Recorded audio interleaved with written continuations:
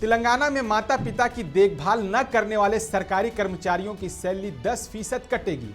जी हां, ये सही सुना आपने। बता दें कि तेलंगाना सरकार एक ऐसा कानून बनाने जा रही है जिसके तहत उन सरकारी कर्मचारियों की सैलरी से 10% की कटौती की जाएगी जो अपने माता पिता की देखभाल नहीं करते हैं।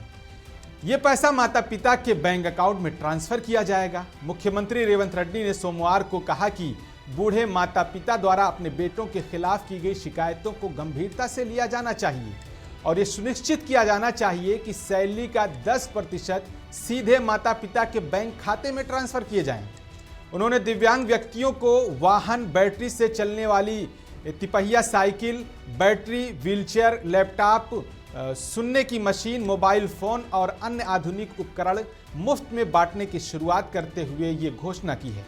सरकार ने इस नए योजना के लिए 50 करोड़ रुपए आवंटित किए हैं। मुख्यमंत्री ने कहा कि सरकार राज्य में सभी को बेहतर स्वास्थ्य सेवा प्रदान करने के लिए प्रतिबद्ध है, इसलिए सरकार ने अगले बजट में एक नई स्वास्थ्य नीति पेश करने का फैसला किया है। మీకు ఈ రోజు చదువు వచ్చి ఉద్యోగం వచ్చిన తర్వాత మీకు శ్రీమంతులైన తల్లిదండ్రులు పిల్లల్ని ఇస్తే పెళ్లి చేసుకొని అత్తగారే మాకు కావాల్సిన వాళ్ళు తల్లిదండ్రుల పట్ల నిర్లక్ష్యం వహించే అవకాశం ఉంది।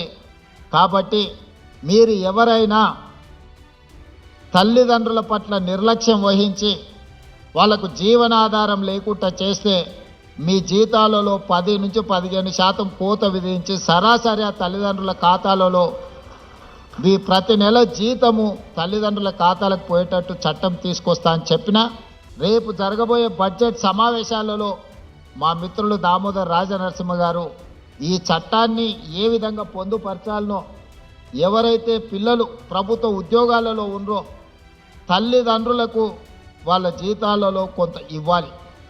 కష్టపడి పెంచి విద్య నేర్పి ప్రయోజకులుగా తల్లిదండ్రులు మారుస్తే ప్రయోజకులు అయిన తర్వాత తల్లిదండ్రుల పట్ల కొంతమంది నిర్లక్ష్యంగా వ్యవహరిస్తున్నారు। इस खबर पर आपकी क्या राय है? अगर आपको खबर अच्छी लगी तो कमेंट और लाइक और शेयर करना ना भूलें और मुंसिफ टीवी को फॉलो और सब्सक्राइब करना भी ना भूलें।